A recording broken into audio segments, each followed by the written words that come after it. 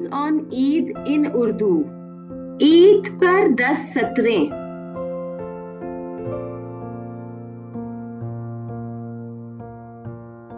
ईद मुसलमानों के सबसे बड़े त्योहारों में से एक है। ये 2 तरह की है, एक मीठी ईद और दूसरी बकरा ईद।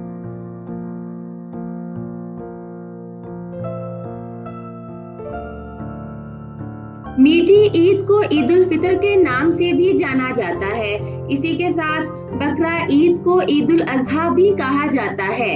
इस त्योहार को मुस्लिम बरादरी के लिए सबसे ज्यादा खुशी का त्योहार समझा जाता है। ईद का हिसाब हिजरी कैलेंडर और चांद के अरूज के जरिए किया जाता है। कई बार ईद मुख्तलिफ दिनों में मुख्तलिफ मकामात पर मनाई जाती है। रमजान का महीना मीठी ईद से पहले आता है।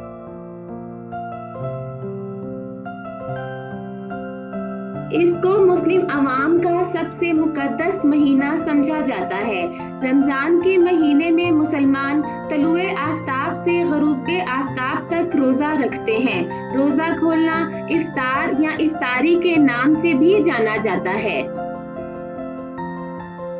इस महीने में गरीबों के लिए खास तौर पर ज़कात का एहतमाम किया जाता है।